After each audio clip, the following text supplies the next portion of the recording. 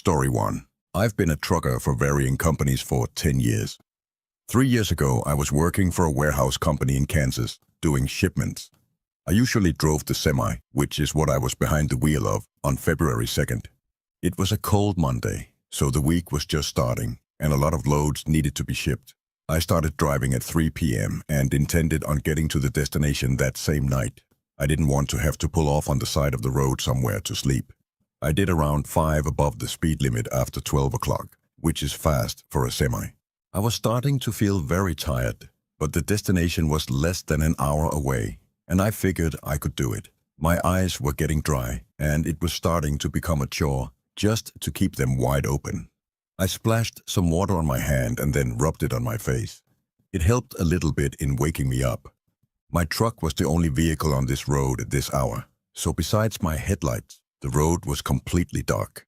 I remember reaching to take a sip of my water and almost spitting it out when I saw a figure approaching fast up in the distance. I hit the brakes hard, and as the truck slowed down close to a halt, I could better distinguish the features of this person almost standing in the middle of the road. He seemed to be wearing all black, with some kind of black scarf wrapped around his neck, and he had an unnaturally long neck. I know it's a weird thing to pick up on, but it was almost freaky looking. His face itself, however, was a complete blur. I couldn't make out any features. As my truck slowed down and got closer to this mysterious man, I was about to roll down the window to ask if he needed a ride, but he just turned to his left and darted into the woods.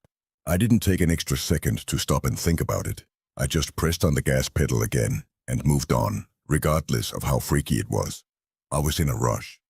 In fact, it wasn't even until about 20 seconds after that, my heart really started racing from the taking, and how strange it really was.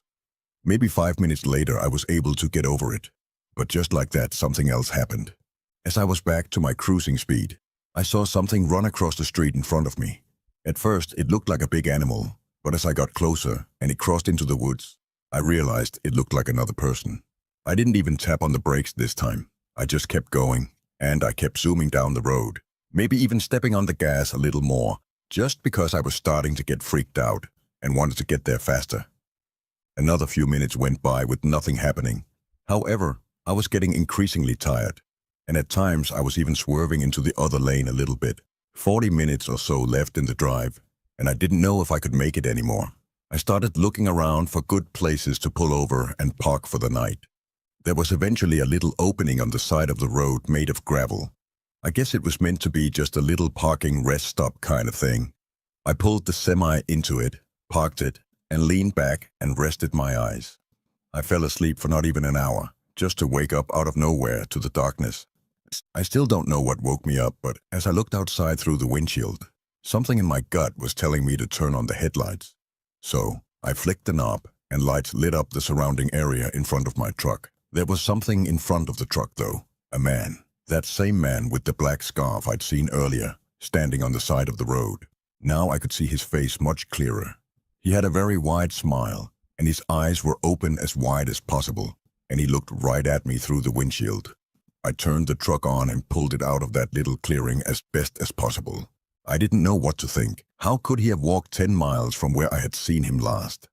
I didn't stop again that night until I made it to my destination. From there, I fell asleep in the parking lot and woke up early the next morning. The only logical explanation I could think of is that my mind was playing tricks on me because I had been seeing strange things all night. I've never heard of a hallucination being so vivid and terrifying though, and that's the part that still really confuses and scares me. Story 2. Before getting an office job in the city, I was a UPS driver for 2 years. It was good money, and I enjoyed it for the most part. It had its moments though. It was 2010, and I'd been out of college for 2 years. I was working 11 o'clock to 7 o'clock on a Thursday. It was the dead of winter, so it was dark by like 5 o'clock. I wasn't exactly living in Palm Springs either. I was living in a small town in North Carolina. I don't want to call it ghetto or slimy, but it wasn't a very nice area at all. I did deliveries in that same town very often. The housing situation in this town was weird. Some blocks would have rows of houses and trailer homes spaced too far away from each other, while other blocks were just completely desolate. This made for fewer deliveries altogether, because the houses were so spaced out and far from each other that it took longer than, say, a regular suburban or urban community. Deliveries were always marked on the map so that I could take a more strategic route instead of just driving all over the place. After hours and hours of deliveries, all over a span of at least 3 different small towns, I started heading down one of those streets I'd mentioned just now. Spaced out trailer homes and small houses on one side, forests on the other side. It was a little past 6 p.m. and my shift was winding down, with not too many deliveries left.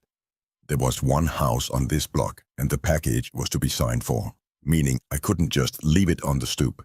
I pulled up in front of the house, went to the back of the truck, and pulled out one of the biggest and heaviest boxes of the day. There was some kind of small metal pieces bumping around in the box, lots of them. I couldn't even try to take a guess at what could be inside. My job was just to lug the thing to the front door of the trailer home. And that's just what I did. There was no doorbell on this home, so I had to knock. There were no lights on in there, though I didn't see a car out front, so I was hoping somebody was home. I knocked a few more times. Then I saw the curtains to one of the windows move, and footsteps come to the door. Then there was a long pause, a suspicious and unnecessarily long pause, before the door finally cracked open. Some older woman poked her head out, all when I said she had a package to sign. She opened the door reluctantly. She seemed fidgety as I asked her to sign the device. She did so, with a sloppy signature. Then she told me I need to help her carry the box into her room. I figured that would be the case. The moment I stepped into the trailer home, I got a huge whiff of some kind of stench. You know how every home has a distinct smell, whether it be good or bad? Well, this home smelled awful. I don't know what it was. She was leading me to a back section behind the tiny living room space. She took me to a narrow hallway where I struggled to carry the box, and then brought me to a door. She opened the door and told me to maneuver the box into the closet in the back of the room. I asked her to flick on the light. She said the light didn't work. It was next to pitch black in there. The only source of light being the lamp from the living room seeping down the hall into this room. I could see just the slightest amount to navigate the box inside the room. As I got close to the closet, I saw someone standing in the corner of the closet. I knew for certain it was a person because of the shape of the outline and the movement. There was no logical explanation for this. This person was clearly hiding from me, waiting. I left the box where it was, walked past the woman and said, "Have a nice day." She started to scream at me to come back and help her, and she went as far as to call me a piece of dirt. I didn't know what this woman and whoever was in that closet were planning on doing, and I didn't want to stick around to find out. I went on with my shift and went home that night, and thus began my job hunt for a newer, better job. Story 3. I've been a truck driver since I was 25, and I've done a lot of night drives and, of course, had my fair share of odd experiences. I did deliveries for a number of different types of companies. Often, I'd have to drive across state to make shipments to the receiving companies or stores. One day, I had to drive literally from one side of California to the other to deliver a trailer full of wooden furniture items. Much of the drive was through open desert roads. It was going to be many hours, and I already had a late start to the day, so I knew a majority of my drive would be in the dark. Given the nature of these desert roads at night, how straight they are and how little traffic there is, it meant I could push the truck a little faster than I would on other roads. This meant that when I saw the flashing rear lights of a car in the horizon, I had to hit the brakes a little extra hard to bring the truck to a stop. When I finally pulled up behind the car, it was an old Chevy Impala parked on the side of the road in the desert dirt with its hazards on. I got out of my truck because, of course, I had to be a good Samaritan and check if they needed help. I walked over to the car and tapped on the window, only to get no kind of response. I bent down a little to look into the car through the tinted window. There didn't seem to be anyone sitting inside. I did the same thing for all 3 other seats and could confirm there wasn't anyone in the car. So I looked out into the cool, dark desert that the road ran through. Though I couldn't see any further than maybe 20 yards in front of me, I was feeling especially helpful this night for some reason. So I went back to my truck and got a flashlight from the toolbox that sat underneath the passenger seat. It was a heavy-duty tactical flashlight that was so bright it would hurt your eyes to look directly at it. As soon as I turned it on, it revealed what appeared to be an abandoned gas station on the side of the road. Apparently, I hadn't noticed it before. I guess the reason I didn't realize it before was because the whole fill-up or parking area was basically dirt. There wasn't any concrete. There were also only 2 gas pumps. Behind them was a small building, probably an old quick-stop store at one point. It would make the most sense that whoever's car was over there would be in that building. I went to the front door, which was permanently jammed open, and the flashlight lit up a decent portion of the room inside. It was what I thought a big convenience store you'd find at many gas stations. Or at least it used to be. It was no wonder it didn't last on a road like this, though. I called out to let anybody know of my presence, and that I was there to help. There was the slightest bit of echo in the room, which gave me chills for some reason. Then, I heard something, probably a shoe scrape against the floor, on the opposite side of the room behind a few shelves that were probably once filled with snack items and drinks.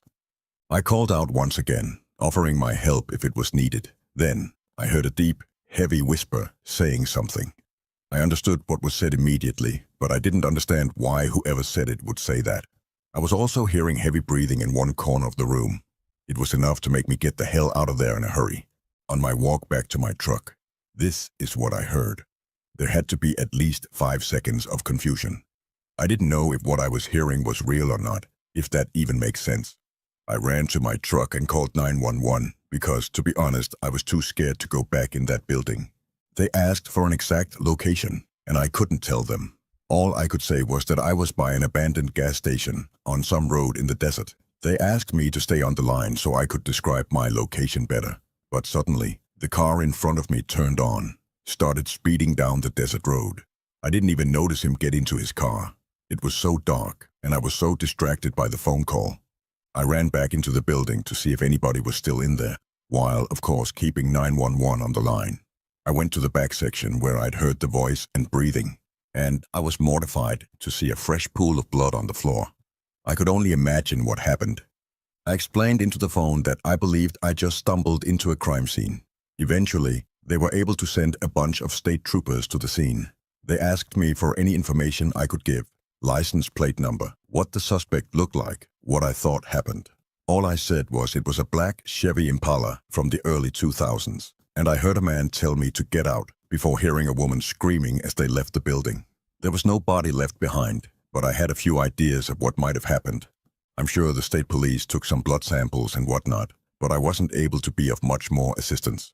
Shamefully, I did not have a dash cam at that point to get the license plate number, but literally the next week, I installed the dash cam into my assigned truck. This was just one of those once-in-a-lifetime experiences that will always haunt me.